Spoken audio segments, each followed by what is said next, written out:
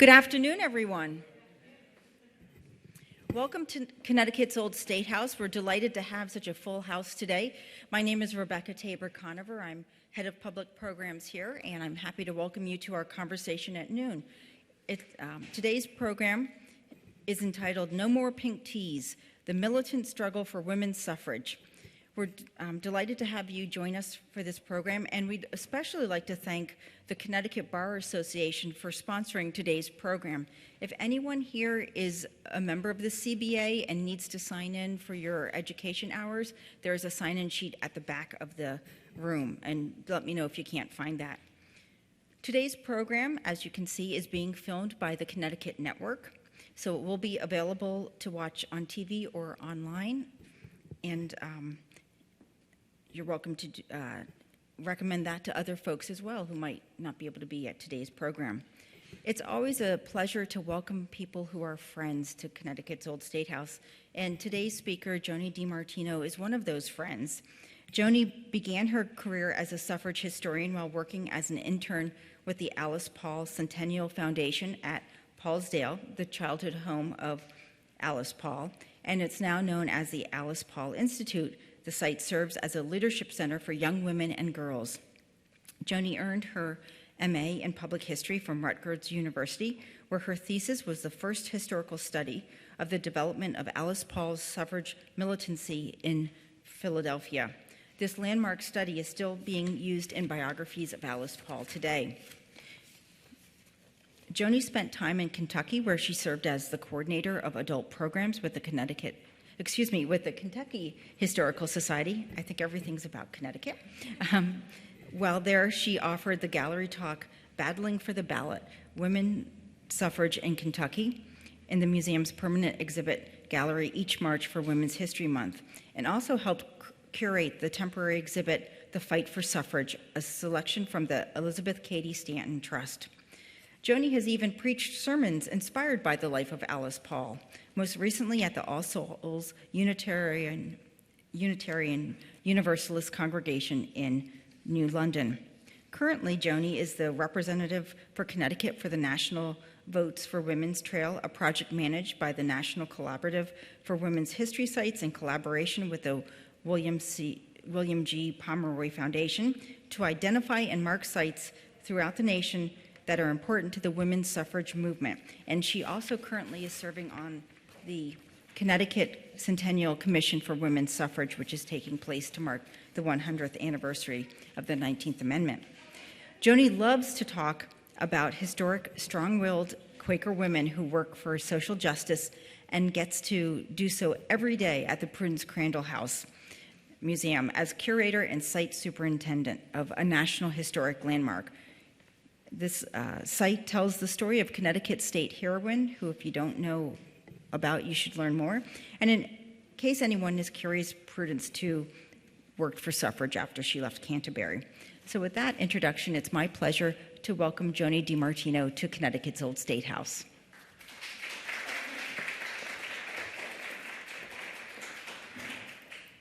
Thank you so much, Rebecca. I'd also like to thank the Old State House and the Connecticut Bar Association for sponsoring this talk. It's really an honor to be up here talking to you all today about one of my favorite topics. So we've got about 10 years that we're going to get through in an hour, so I'm going to try to go fairly quickly, but if you have any questions, don't hesitate to ask, and we'll just get the ball rolling. I focus primarily, because this is where my area of expertise is, on the militant aspects of the movement. So we're looking at the last half of the suffrage activities. People are often surprised to learn that the fight for women's suffrage lasted 72 years. The women who began the women's rights movement in Seneca Falls back in 1848 did not live to see the passage of the 19th Amendment in 1920. Throughout the next year, and especially on August 26, 2020, also known as Women's Equality Day, The nation will commemorate the centennial anniversary of the Susan B. Anthony Amendment.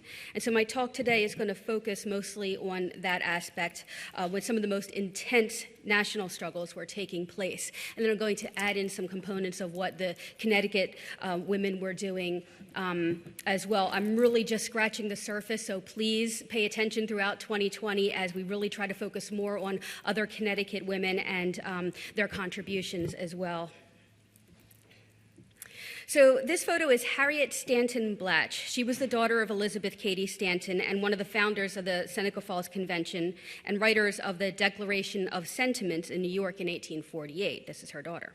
As the daughter of one of the most prominent women suffragists in American history, she chose to continue her mother's work toward equality.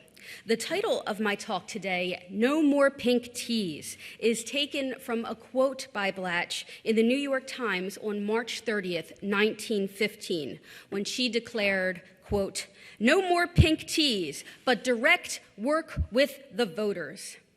So what did she mean by no more pink teas?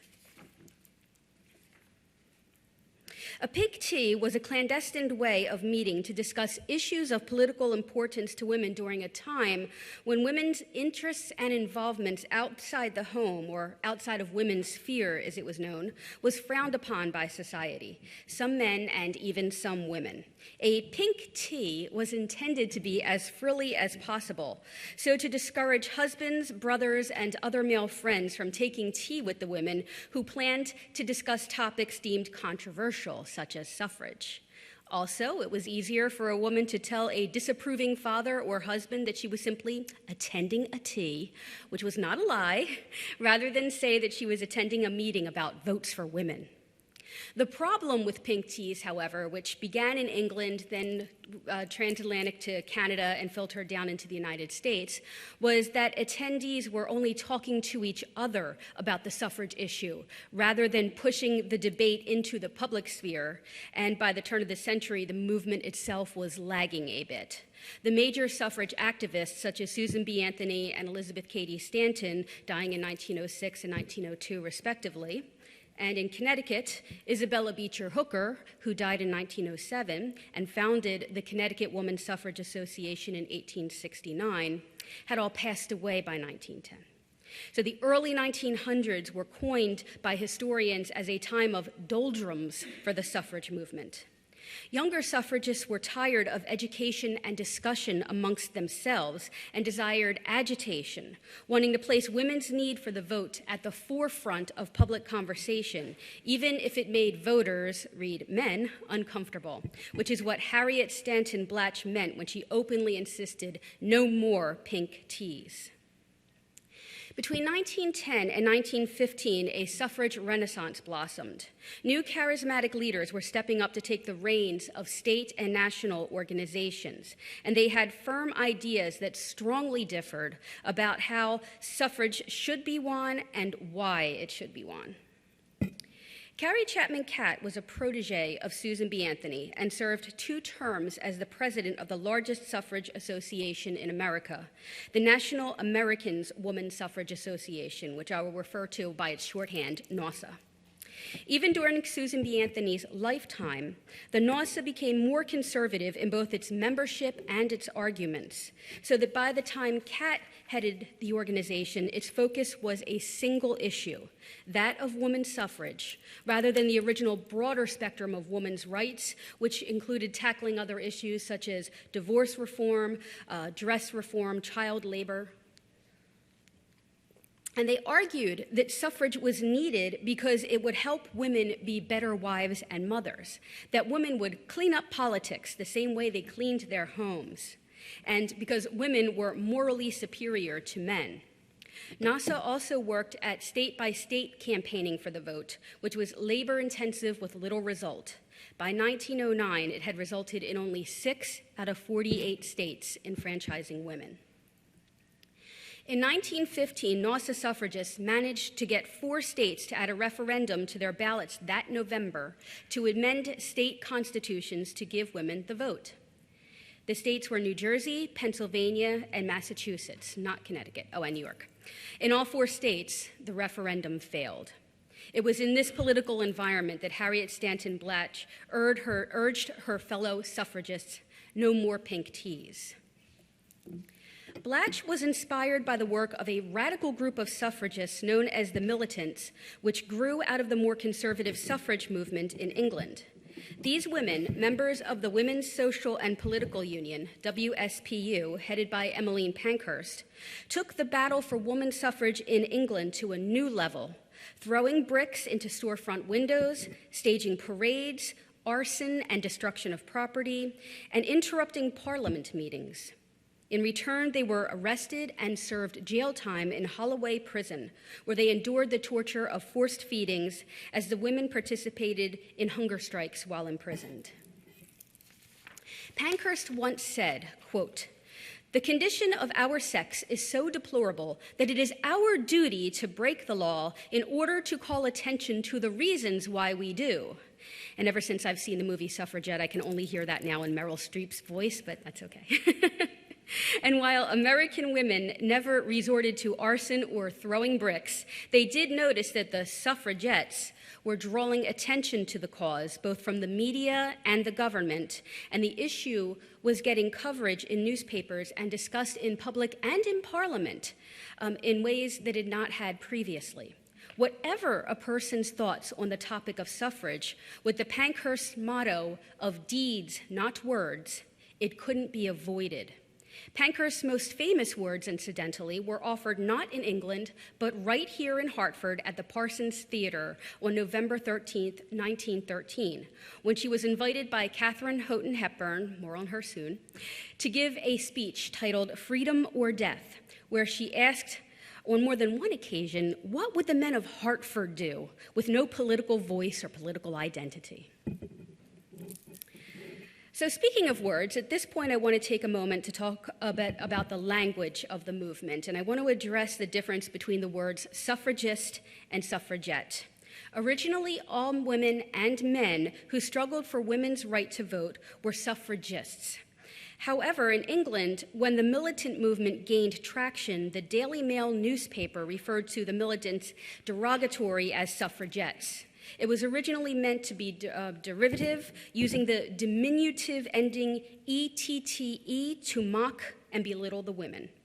The women of the WSPU, however, rather than be offended, embraced the term and were proud of the noted differences in the tactics. United States newspapers, however, used the term interchangeably, which is why there's some confusion on that final syllable. And I will also say, too, that the movie Mary Poppins probably didn't help. You have the sister suffragette. It was a direct correlation to the Pankhurst that probably only people in England really got, but we still refer to suffragettes that way, kind of for that reason.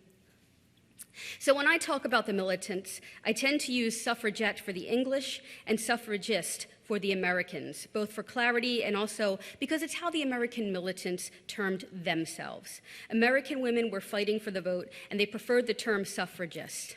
This image here is the cover of the Suffragist newspaper, which was published by the National Woman's Party, NWP, the militant wing of the American movement, and I'll talk about them in more detail shortly. So in America, too, there's a similar foment occurring at this time, as more and more suffragists were disheartened or frustrated with the lack of results from the tedium of state-by-state referendums, and they began to consider what their options were. Petitions, letters to the editor, polite suffrage talks in lecture halls, and conventions were no longer enough for many of the women. Youth, disillusionment, agitation, and radicalism were moving to the forefront of suffrage activism, and under the leadership of Alice Paul, the decision was made to once again seek a federal amendment to the Constitution, which was languishing in Congress. Alice Paul was more than simply inspired by the British suffragettes. She worked and fought beside them in England and in Scotland, serving jail time and undergoing forced feeding. Originally from New Jersey, she was in England to pursue a career as a college professor and became immersed in the movement. When she returned to America in 1910 and completed her PhD at the University of Pennsylvania 2 years later, she reconnected with Lucy Burns, another American woman with whom she participated in the militant suffragette movement, And they went to Washington, D.C. together and reinvigorated the Congressional Union branch of NAWSA, which was with the sole purpose of pushing Congress to pass what she dubbed the Susan B. Anthony Amendment. The proposed amendment read as follows. The right of citizens of the United States to vote shall not be denied or abridged by the United States or by any state on account of sex. Congress shall have power to enforce this article by appropriate legislation. Of course, that sounds simple, right? 2 lines. But unfortunately, getting legislation passed, especially a constitutional amendment, is never simple. The Susan B. Anthony Amendment was introduced in Congress in 1878 and sat in the Senate for 15 years before being formally rejected in 1887. It hadn't been under congressional consideration since then, as NAWSA chose to work towards state-by-state ratification. And Alice Paul resolved to change that. The first major event orchestrated by Alice Paul as the chair of the Congressional Union was a suffrage parade down Pennsylvania Avenue on March 3rd, 1913. The date was significant, as it was the day before Woodrow Wilson's inauguration, and Paul, a master strategist, planned it that way purposely. She knew that 1, they would have both a crowd and significant newspaper coverage, and 2, it would inform President Wilson that American women were determined to get the vote. The suffrage movement was before the invention of television and radio, and therefore, to reach as many people as possible, the movement needed to be defined in ways that could be easily discerned. Remember that suffrage was above all a political movement, and within the realm of political imagery, it is essential to use image and color to establish a message and to generate public awareness. The suffrage colors of purple, white, and gold, or yellow, are prominent in this program, as they were throughout the parade, on pins and sashes and banners, merchandise that helped foster group identity and commitment. And yes, I'm wearing these colors on purpose today. Purple stood for dignity, white for purity, and gold or yellow stood for the flames of freedom's fires. Gold or yellow was the only color of the trio that was strictly American or was not shared also with the English movement. The British suffragists and suffragettes used green instead of gold, and green stood for hope. Another image connected to the suffrage movement was the yellow rose. Yellow roses were worn by suffragists and also by the politicians who supported suffrage. They would wear the rosebuds in their buttonholes. The red rose represented anti-suffragists. A politician's vote could be determined by the color of the rose on his lapel. And to just tell you how serious this is, my family never, ever gives me red roses. I told my son to get off his video games the other day, and he walked by me and said, "You're getting red roses for Christmas." He was not happy. So returning to the parade itself, it succeeded in placing the issue of woman suffrage back in the minds of the American public, but not entirely in the way the thousands of women who marched anticipated. The very idea of women putting themselves on public display was shocking, and the parade was controversial. Women were publicly and politically owning the streets in a way that they never had previously, and it was not entirely welcome. As you can see very clearly by this photo, attendance was massive. Among the crowds there for President Wilson's inauguration were the supportive, the curious, and the angry. During the march, the predominantly male crowd began to mock, taunt, and spit at the women. Decorum broke down further when the police turned a blind eye and the women were outright attacked and beaten. The War Department had to call in the cavalry to restore order. Fortunately, no one was killed, but out of 5,000 women marchers, about 100 were hospitalized for injuries. The public response was outrage at this assault on American womanhood, and the chief of police was fired. In this photo, we see Ida B. Wells Barnett, a prominent African-American suffragist who insisted that she would march under the Illinois banner or not at all after being informed by the wife of an Illinois congressman that she wasn't welcome. And she did indeed march with the Illinois contingent by entering the parade with Illinois at a later place along the route.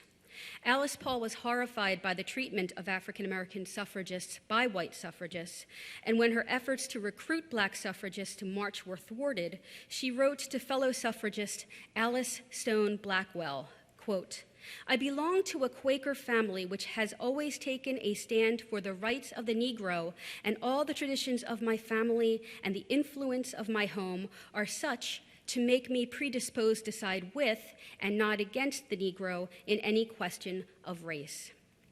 She placed the women marching from Howard University in the ranks with other college women, integrating some parts of the parade as Michigan, Delaware, New York, and West Virginia welcomed African American suffragists.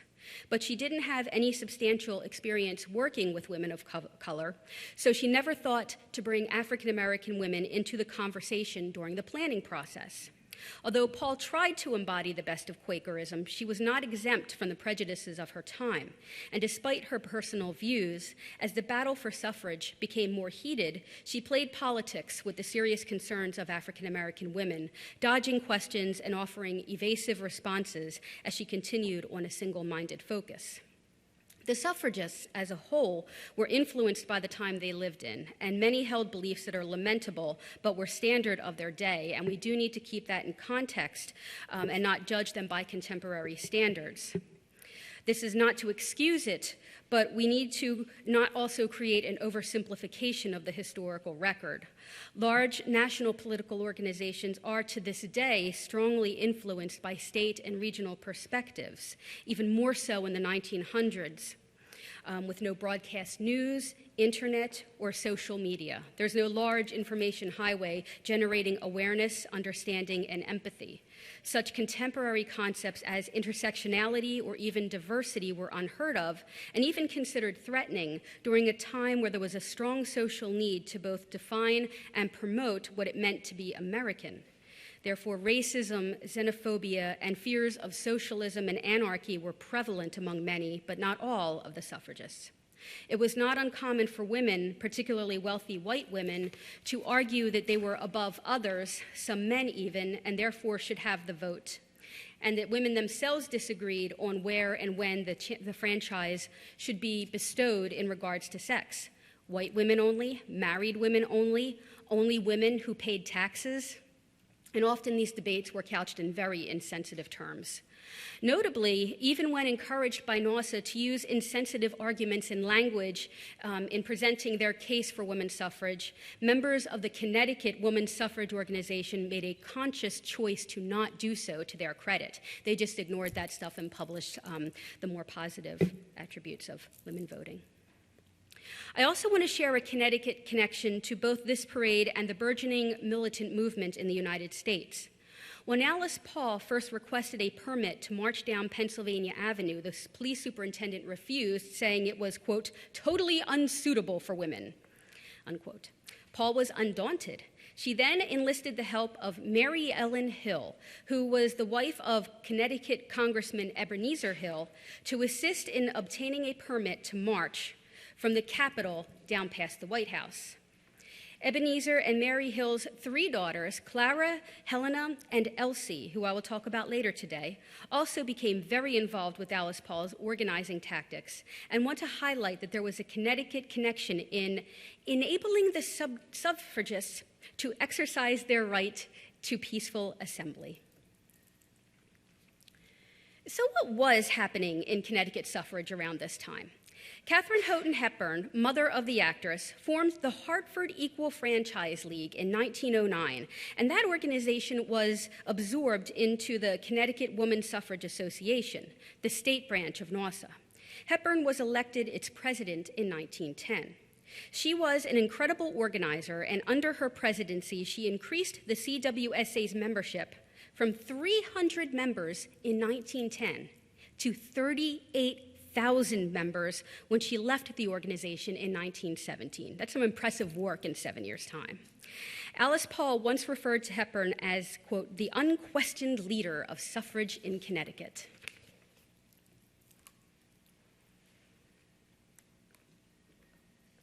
Hepburn herself identified so strongly with the militant suffragettes in England that the CWSA also incorporated the purple, white, and green suffrage colors into their imagery as well, as can be seen here in this poster advertising Connecticut suffrage lectures.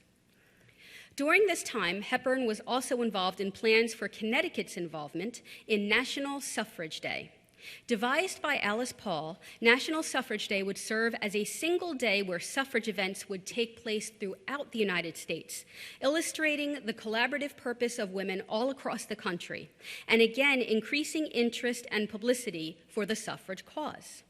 Announcements for a parade were beginning to appear in Connecticut newspapers in late 1913, and on May 2nd, 1914, National Suffrage Day, over 1,400 suffragists from across the state marched in Hartford.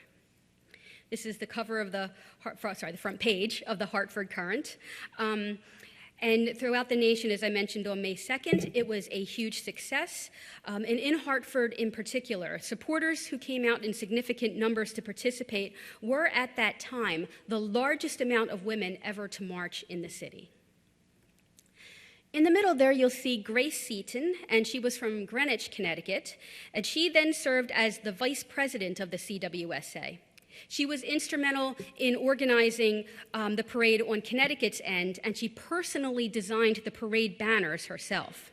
In this photo here, she is holding a petition to Congress, also in May of 1914. She is surrounded by other members of the CWSA, and I don't know their names, although there may be some people in the crowd who do. Now, what we see between 1914 and 1916 is a sharp increase in suffrage organization membership and activities, from parades to open-air speeches, to delegations meeting with President Wilson or key members of his administration. This is within Connecticut, where neither the state Democrats nor Republicans had a platform that included a formal commitment to support suffrage until 1918, and on the national stage as well. The most significant occurrence in the suffrage movement in 1916 was the formal split by Alice Paul and Lucy Burns from NAWSA. The major disputes, although there were others, were primarily over strategy and ideology. As I mentioned earlier, NAWSA wanted to work toward the vote state by state under Carrie Chapman Catt's winning plan, while Alice Paul and Lucy Burns felt that they would obtain victory in a shorter amount of time by securing a federal amendment. Alice Paul founded the National Woman's Party just after the break with NAWSA. The Sewell Belmont House, purchased in 1921 with money donated by Newport, Rhode Island socialite and suffragist Alva Belmont, became the headquarters. You can still visit the Sewell Belmont House today, now known as the Belmont Paul Women's Rights National Monument, a museum and archive center and part of the National Park Service. The NWP focused at the time solely on working toward enfranchising women rather than embracing multitude of issues such as temperance or child labor. Another distinct difference besides strategies in the fight for suffrage between NAWSA and the NWP was ideology. The NWP sought suffrage for the sole reason that women were citizens and therefore should not be denied the right to vote.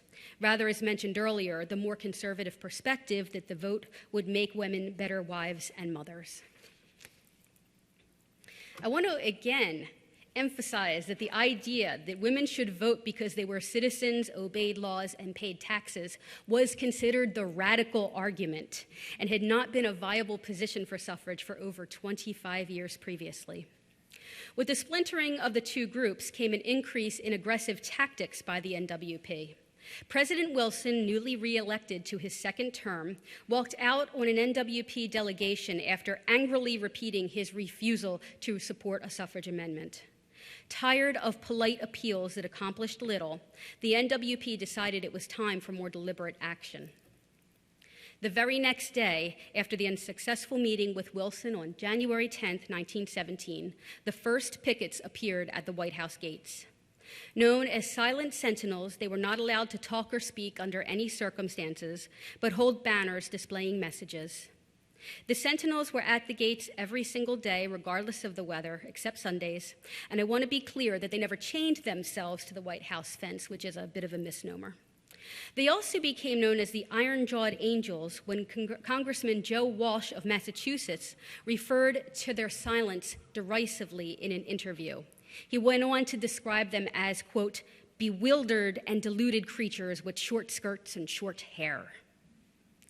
The Sentinels stood at attention and held their banners, which addressed the president asking, "What will you do for women's suffrage?" or "How long must women wait for liberty?" And President Wilson treated them politely at first, tipping his hat to them as he walked by. This is a photo of Elsie Hill on the picket line. The picketing continued peacefully throughout the winter of 1917. However, in early April, the United States entered World War I, and the picketing, which just originally seemed unwomanly, now became in wartime unpatriotic and even threatening. Soon after declaring war, the Wilson administration called a meeting with the leaders of both national suffrage organizations and asked them to, quote, lay aside your own fight and help us crush Germany, and you will find yourselves rewarded with a vote out of the nation's gratitude, unquote. While NASA leaders agreed to shift its organizational focus to the war efforts, the militant NWP, remembering the same request by the Lincoln administration at the dawn of the Civil War, but a very different outcome at the war's end, they viewed Wilson's willingness to send soldiers to fight for democracy abroad, but not support democracy for women at home, as hypocritical. And the NWP would draw attention to that hypocrisy at the gates every day of the White House. The banners no longer displayed benign requests for the vote. Rather, they quoted from Wilson's speeches, especially lines that exposed the hypocrisy, such as this text on the banner in this photograph. We shall fight for the things which we have always carried nearest to our hearts, for democracy, for the rights of those who submit to authority to have a voice in their own government. The administration's response was swift, and by June, the first arrests of the Silent Sentinels occurred, and the charge of obstructing traffic. And under that charge, they were promptly thrown in prison. One sentencing judge commented, "The times are abnormal now. We are at war. You must not bother the president." They had a choice to pay a fine or serve jail time, and the suffragists chose jail time as they felt paying the fine would be the same as admitting guilt for a crime that they did not commit. Suffragists over the next 2 years would be repeatedly in and out of prison. Lengths of the sentences were anywhere between 3 days and 7 months. The largest sentence was given to Alice Paul, and many often returned to the picket line directly after being released from jail. Alice Paul was a Quaker, as I mentioned, and therefore a pacifist. By orchestrating the pickets without the violence of throwing bricks and arson, she became the first person to really establish the concept of nonviolent civil disobedience in the United States. Although at this point, I could probably argue we could say the same thing about Prudence Crandall in Connecticut. The time has come to conquer or submit. This is but one chance, and we have made it. So perfectly reads this banner. The use of Wilson's quotes on the banners was strategically brilliant. But these tactics, however, having never been used before in the United States, and particularly during wartime, were considered abrasive and shocking. And when this banner appeared on the picket line in early August, equating President Wilson to the enemy Kaiser in Germany, a mob openly attacked the suffragists and the banners were destroyed. The women were beaten and once again unprotected by police and were again thrown in prison for obstructing traffic.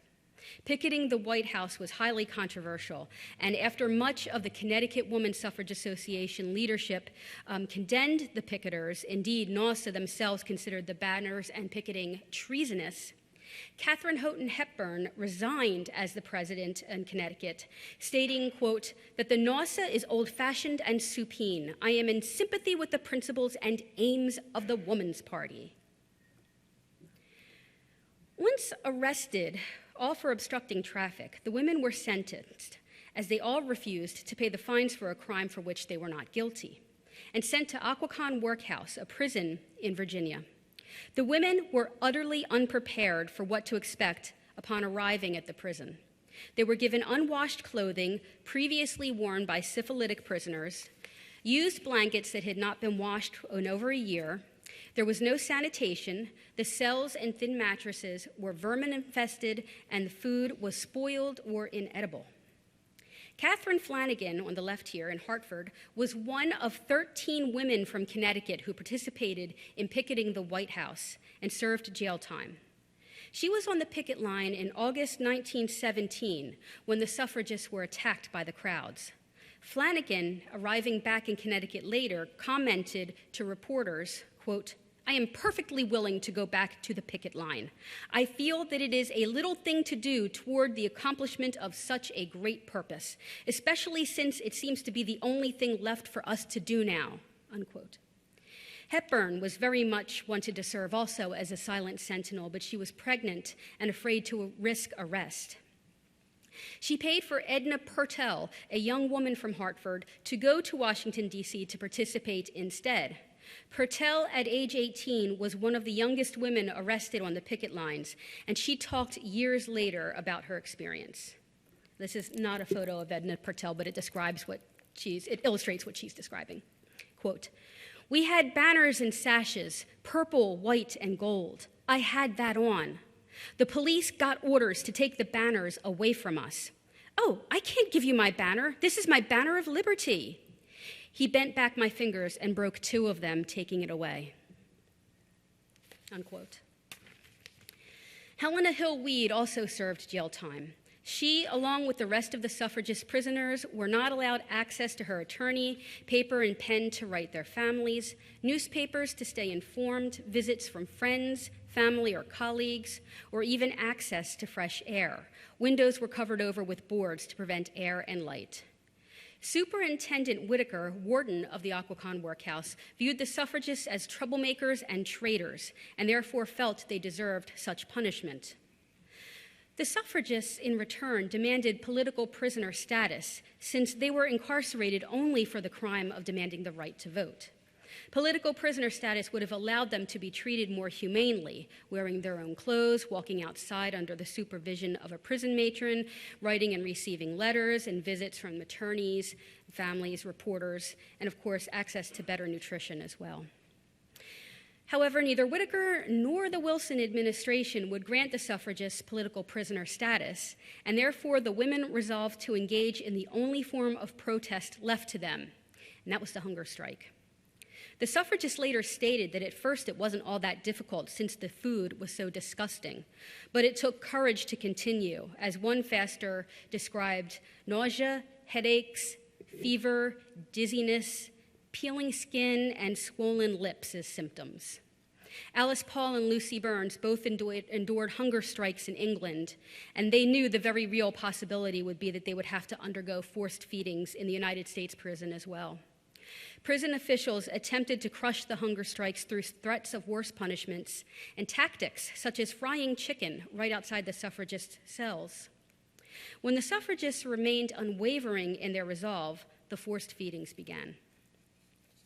One prisoner described the process as follows, quote, "I know what that torture is, the horrible gripping and gagging of swallowing 6 inches of stiff rubber tubing. It is not to be imagined. That over, there is the ordeal of waiting while the liquids are poured through, then the withdrawal of that tube.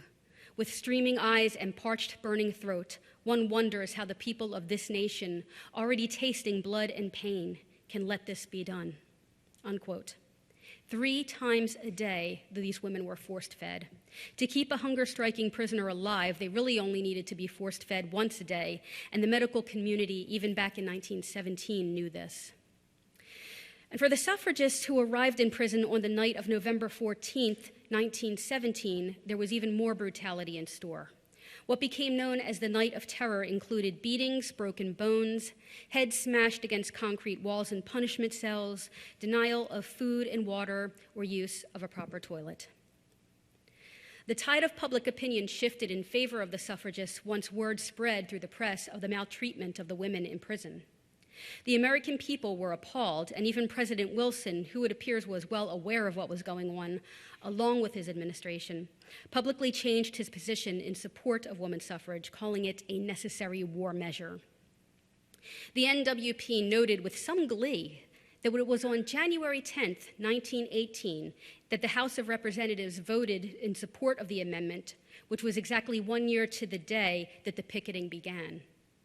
The amendment failed in the Senate, however, and so it would be at least another full year before it passed both houses.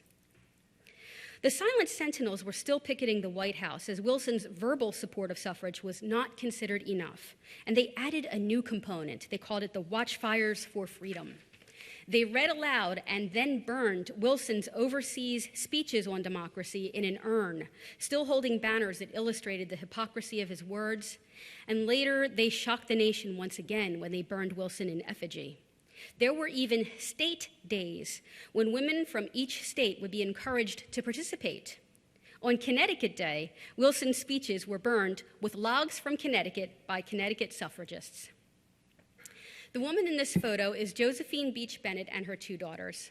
Bennett, from Hartford, was also a founding member of the first Connecticut chapter of the NAACP. This photo here is from 1916. Quite possibly it was taken during the state Democratic Convention that occurred in September in New Haven, when local suffragists hosted a rally to have a plank added to the state platform endorsing suffrage. Bennett was also a labor activist and worked closely with munitions workers in Bridgeport.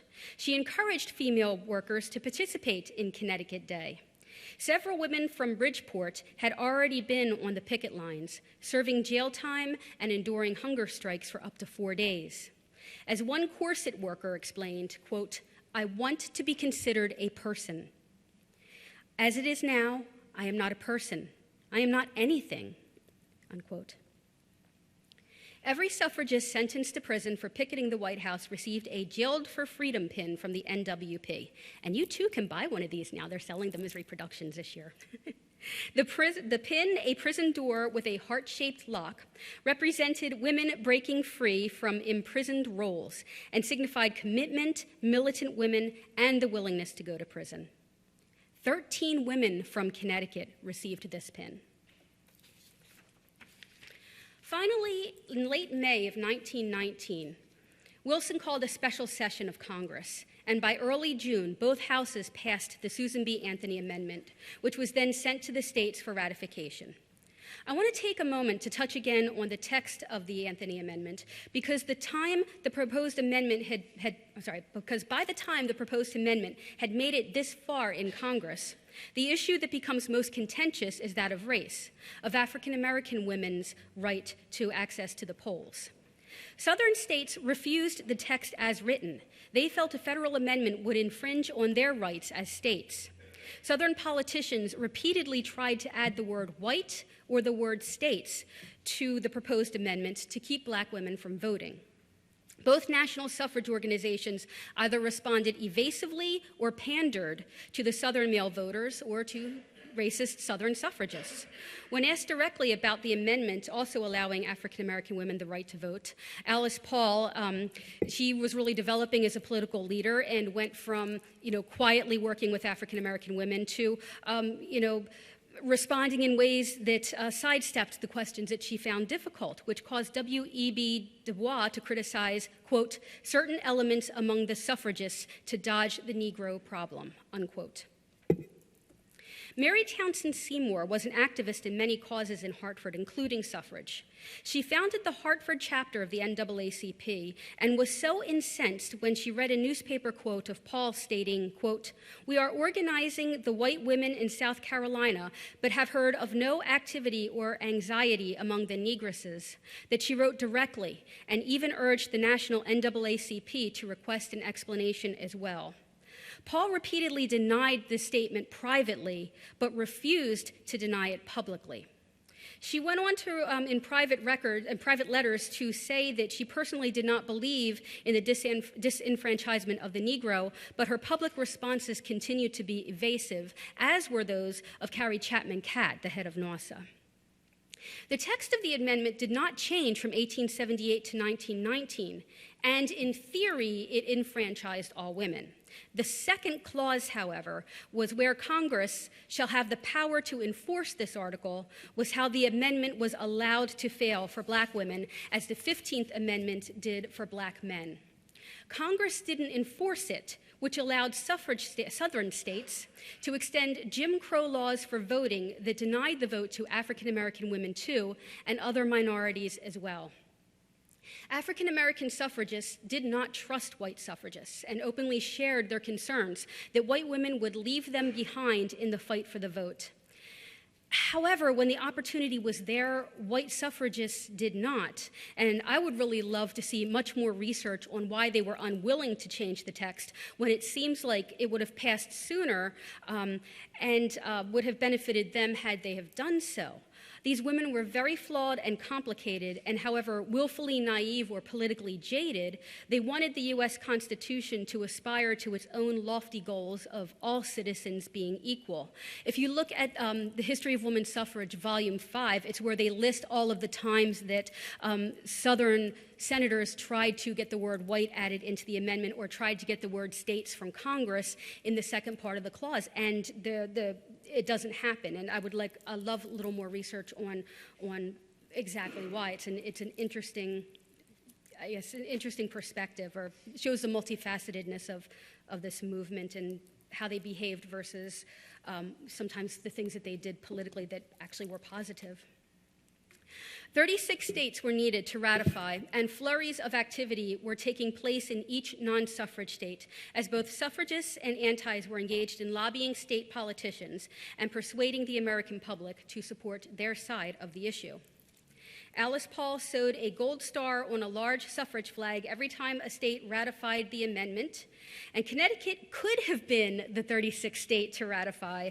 However, the Republicans who controlled the state feared that they'd lose that control if women voted in the 1920 election, and so Governor Holcomb refused to do so until September 14th, nearly a month after Tennessee ratified, in part to confirm the 36th ratification vote because Tennessee's was called into question.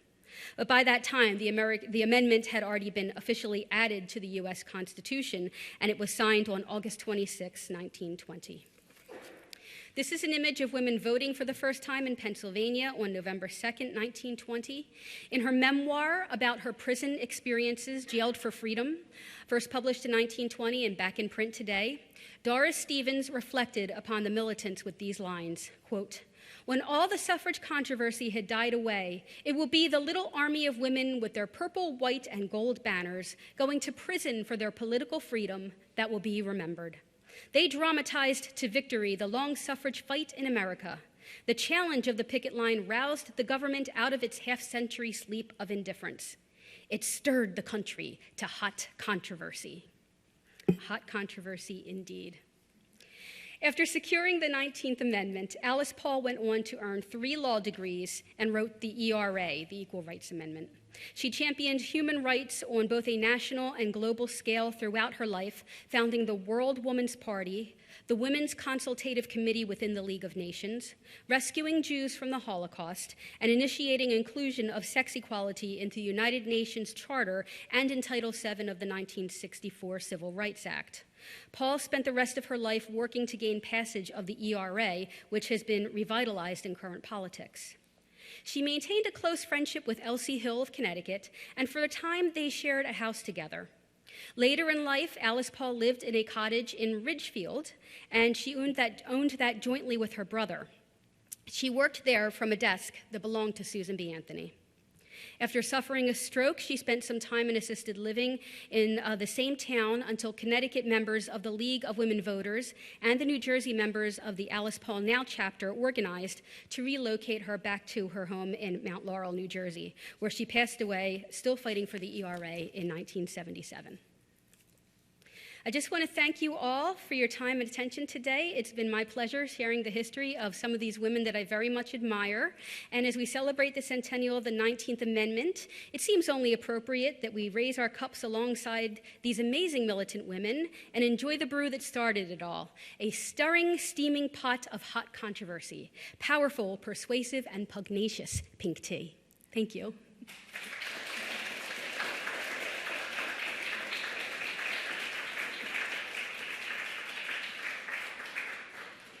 We have a few moments if anyone has any questions.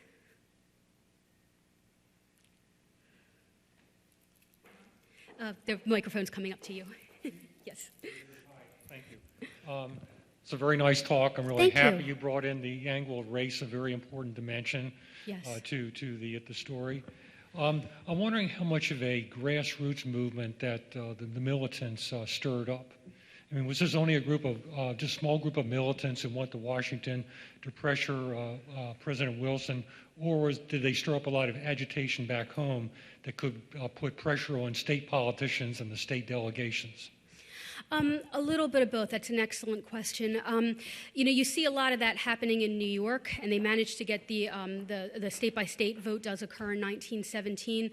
I would say it was predominantly a larger organization. I wouldn't say it was so grassroots because it was such a controversial, particularly once the war begins, that even a lot of the leaders are not welcome into certain areas in certain states. The NAWSA is not willing to work with the militants. So I would say for the most part, probably not so much grassroots, because if you're rural and you're in your hometown and you're probably the only person that thinks Alice Paul is doing a great job standing outside the White House, you're probably going to get a lot of flack from that from family and friends. So it's a good question. We could look into that more, but on the surface, I'm going to say I would suspect it was probably not as grassroots as we would have liked it to have been.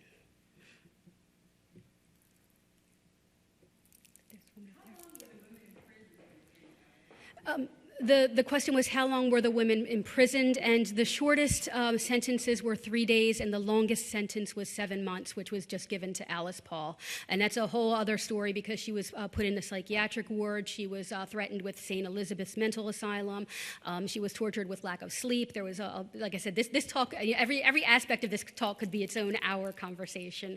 But it was really kind of a rotating basis. They would pretty much come out and go back on the picket lines. Sometimes because of the increase in public opinion, sentences would be, lessened. They would suddenly be released, and so it was a kind of an in and out process. But in the end, ultimately, a judge did deem the 218 suffragists as being illegal, the fact that they were imprisoned under false charges. Anyone else? The gentleman there? Hi. Hello. Great talk. Thank you. Thank you. During World War I, is it correct to say that women in Britain basically shut down all their suffrage activity as opposed to in the United States where they maintained? Yeah, that's pretty accurate. Emmeline Pankhurst, and this is where I part ways with her belief system. She started what was known as the White Feather Society. She wanted to demonstrate that women were just as capable as fighting wars as men, and so she created an organization that would go around and hand white feathers to men in England who they felt were of the age and not in uniform, essentially. And Downton Abbey actually even refers to that in one of their episodes. And her daughter, Sylvia Pankhurst, actually completely broke with her mother on that, and she maintained her pacifism throughout her life. But sadly, yeah, Pankhurst really got involved in war work. I think this woman here had a question, too.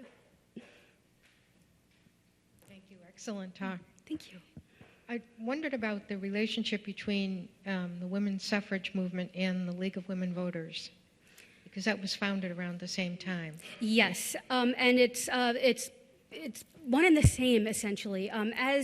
As suffrage was becoming more and more inevitable, Carrie Chapman Catt, the head of the National American Women's Suffrage Association, turned her organization into the League of Women Voters. So they are actually celebrating their centennial at the same time. And because she realized that we're going to end up with the whole nation, 50% of the population is now going to be enfranchised. How do we reach these women? How do we share information that they need to know? So it is actually the same organization, just morphed into something that served the needs of women at the time.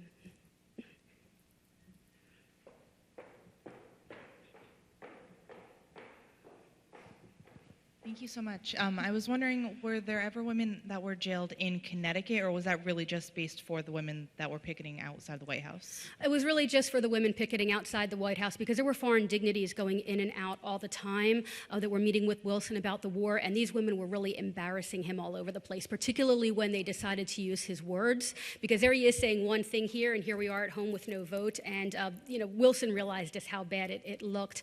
So what they were really doing, and that's why the suffrage, mean, when they were first went to prison, the very first women that served jail time actually were treated pretty well, but they intensified their treatment of the women because they were trying to get them to stop, and they wouldn't. And so, yeah, it wasn't like women in Connecticut were also being thrown in jail, but if a woman from Connecticut, as 13 of them did, go down to D.C. and picket and then get pulled into jail, then they certainly were arrested and treated that way.